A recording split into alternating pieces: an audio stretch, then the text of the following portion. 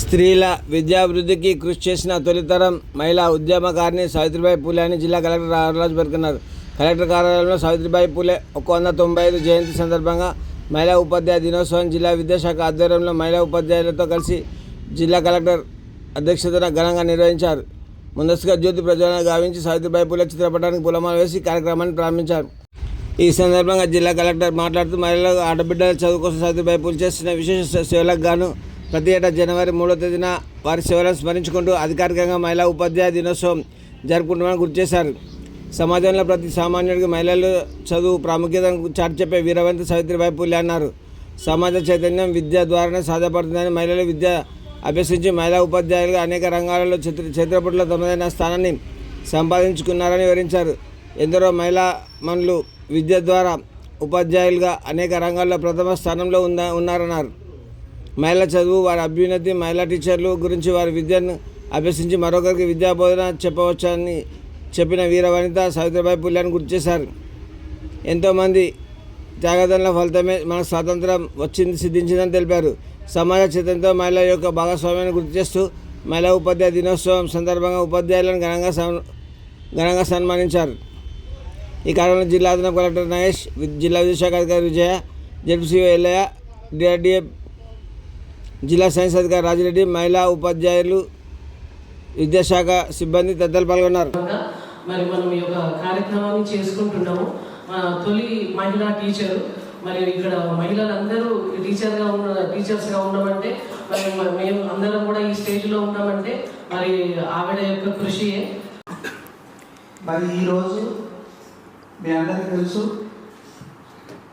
ఒక మహిళ కుటుంబంలో ఎప్పుడైతే విద్యావంతురాలు ఉంటుందో ఆ కుటుంబం యొక్క పరిస్థితి చాలా అద్భుతంగా ఉంటుంది. ఎందుకంటే మహిళలకు ఉన్నటువంటి ఆ శక్తి. Thank you madam. మరి కార్యక్రమం చేసిన మరి సావిత్రిబాయి పూలే గారు 200 సంవత్సరాలు, సుమారు 190 సంవత్సరాలు అంటే ఆ రోజుల్లో జన్మించేసి మరి ఈ రోజుల్లో కూడా మహిళల మీద, గర్భిణీల మీద ఇబ్బందికరమైన పరిస్థితి సమాజంలో ఉంది. మరి ఆ రోజు కూడా సామాజిక రుగ్మతైన అటువంటి పరిస్థితి ఎదుర్కొని మరి తను భారతదేశంలోనే మొట్టమొదటి మహిళా ఉపాధ్యాయులుగా ఉండటం, మరి దానికి ఎన్నో ఇబ్బందులు పడి కూడా సమాజంలో ఎన్నో ఇబ్బందులు కూడా వచ్చి కూడా మరి తన విద్యను అభ్యసించడం కాకుండా తన విద్యావంతులుగా తన యొక్క అభ్యసించిన విద్యను కూడా ఒక ఉపాధ్యాయులుగా ఎందరికో మనకు నెరవేర్చింది. మరి ఆమె యొక్క స్ఫూర్తితోటే వాళ్ళ సమాజంలో ఈ దశ జరిగింది మహిళల యొక్క అభివృద్ధి. మరి దానికి తొలిపెట్టు ఆ మహిళనే. కాబట్టి ఆమె జయంతి సందర్భంగా మరి అంత స్ఫూర్తిని కొనసాగించాలని చెప్పి కోరుకుంటూ, మరి ఈరోజు చూసినట్లయితే ఎక్కడ చూసినా కానీ మహిళ యొక్క సామర్థ్యం ఉందని అన్నారు కూడా. ఈవెన్ మనకు ఓటర్స్ చూసినా కానీ కూడా మన జిల్లాలో ఓటర్ల సంఖ్య వాళ్ళదే ఎక్కువ. అంటే స్ఫూర్తి ఉంది. అంటే ప్రజాస్వామ్యంలో కూడా వాళ్ళ యొక్క ఓటర్ నమోదు కావడం కూడా చాలా ఎక్కువగా ఉన్నారు. రుద్రమదేవిని చూస్తున్నాం, ఇక్కడ మళ్ళీ ఝాన్సీ లక్ష్మీబాయిని అక్కడ చూస్తున్నాం. సో చాలా మంది ఉమెన్ రూరల్స్ ఉన్నారు. సో వీళ్ళు కూడా చదువుకున్నారు. సో వాళ్ళు చదువుకోకుండా వాళ్ళు అంత పెద్ద పెద్ద పొజిషన్కి వెళ్ళలేదు.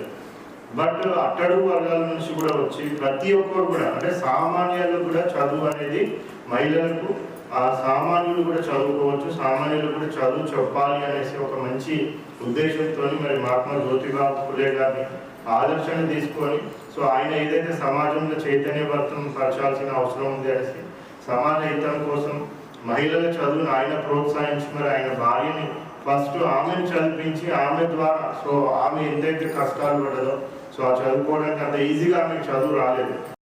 ఈవెన్ ఒక 2 years బిఫోర్ 10 out of 10 మన జిల్లాలో 17 మందికి వస్తే కూడా ఆ 17 కూడా మహిళలే ఉన్నారు. సో వీళ్ళందరూ ఒకేగా కాదు, మళ్ళీ వీళ్ళని మళ్ళీ ఇంకొక జనరేషన్ కూడా మళ్ళీ వీళ్ళు తయారు చేయడం అనేది కూడా జరుగుతూ ఉంది.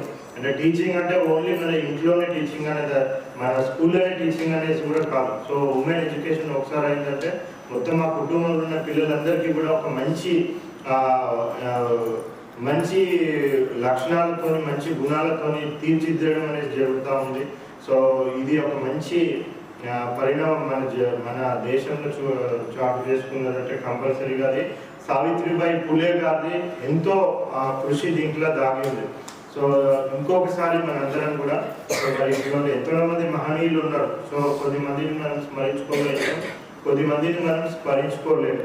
మరి సావిత్రిబాయి పులే గారిని ఇప్పుడు స్మరించుకుంటున్నామంటే ఆమె ఒక్క ఆమె అనేసి కాదు.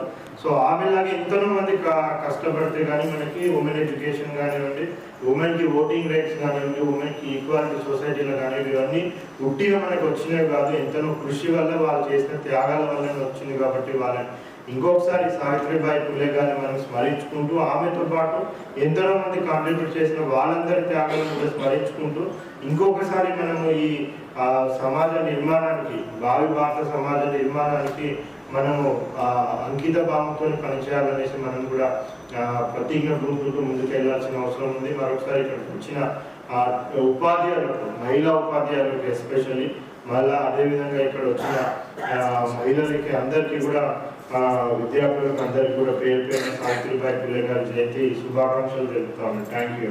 ఆ సమాజం ఎవరు కూడా చదువుకోవడానికి అంగీకరించలేదు. బట్ అయినా కానీ సమాజానికి, అప్పుడున్న సమాజానికి వ్యతిరేకంగా వెళ్ళి ఆమె ఫస్ట్ చదువుకొని తర్వాత సో వేరే ప్రజలు ఎవరైతే ఉన్నారో, సామాన్య జనులు ఎవరైతే ఉన్నారో వాళ్ళలో కూడా చైతన్యపరిచి మరి వాళ్ళని కూడా అందరికీ కూడా చదువు అందించడం అనేసి, మరి చదువు చెప్పడం అనేసి ఆమె యొక్క అంకిత భావానికి కూడా నిదర్శనం. సో ఎంతనో మంది సామాన్య జనులు కూడా ఆమె చదువు చెప్పడం జరిగింది. ఒక అర్థం ఉండాలంటే మన వంతు కృషి టీచర్స్గా మనం చేయాలని కోరుకుంటున్నారు. మరి ఇప్పుడు పిల్లలు కూడా మరి అదే వాళ్ళు మంచిగా చదువుకొని, ఎందుకంటే మనము నిరక్షరాస్యులుగా ఉండొద్దని, ఆడవాళ్ళు కూడా మంచి ఉన్నత స్థాయిలో ఉండాలనే ఉద్దేశంతో మరి ఆవిడ చేసిన కృషిని మనం తలుచుకుంటూ మరి యొక్క జరుపుకుంటున్న జన్మదినాన్ని ఎక్కువగా మనం గౌరవించుకోవాలి. సో వాళ్ళ ద్వారా మనకి ఏమైతే ఈ సమాజంలో మార్పు చేకూరుతా ఉన్నదో దాన్ని ఒకసారి స్మరించుకోవాల్సిన అవసరం ఉంటుంది అనేసి సో మనకి ఉమెన్ టీచర్స్ డేగా చేయడం జరుగుతూ ఉంది. సో మనం చూసినట్లయితే స్వాతంత్రం, సో భారతదేశానికి స్వాతంత్రం రావడానికి ఎంతనో మంది త్యాగం చేయడం జరిగింది. సో ఆ స్వాతంత్ర ఉద్యమం అనేది సో 1947లో మనకి స్టార్ట్ కాలేదు. సో ఒక 200 ఏళ్ళ చరిత్ర దానికి ఉంది టోటల్గా. సో సుమారు 200 ఏళ్ళ చరిత్రలో మనం ప్రత్యేకంగా ఒక వ్యక్తి గురించి మనం ఎక్కువ కూడా మాట్లాడుకోవడం జరుగుతుంది. సో అది మహాత్మా గాంధీ గురించి. సో మహాత్మా గాంధీ గారు ఎప్పుడైతే స్వాతంత్ర ఉద్యమంలో భారతదేశానికి రావడం జరిగిందో, సో ఆ ఫ్రీడమ్ స్ట్రగుల్ మనము చరిత్రలో చదువుకునేటప్పుడు మహాత్మా గాంధీకి ముందు, మహాత్మా గాంధీకి తర్వాత అనేసి మనం చదువుకుంటూ ఉంటాం. సో గాంధీ అడుగు పెట్టినాక ఏ విధంగా అది ఉధృత రూపం, సో అదొక మాస్ మూమెంట్ ఎట్లా తీర్చిదిద్దబడింది అనేసి కూడా మనం చదువుకుంటూ ఉంటాం. సో అదేవిధంగా మహిళల చదువు గురించి, సో మహిళల అభ్యున్నత గురించి, సో మహిళా టీచర్ల గురించి, సో మహిళలు చదువుకోవచ్చు, సో వాళ్ళు చదువు చెప్పవచ్చు అనేసి దాని గురించి మనము ఒకవేళ చరిత్రలో చూసినట్టయితే సావిత్రిబాయి పులే గారి ముందు, సావిత్రిబాయి పులే గారి తర్వాత అనేసి కూడా మనము చరిత్రలో చదువుకోవడం జరుగుతుంది.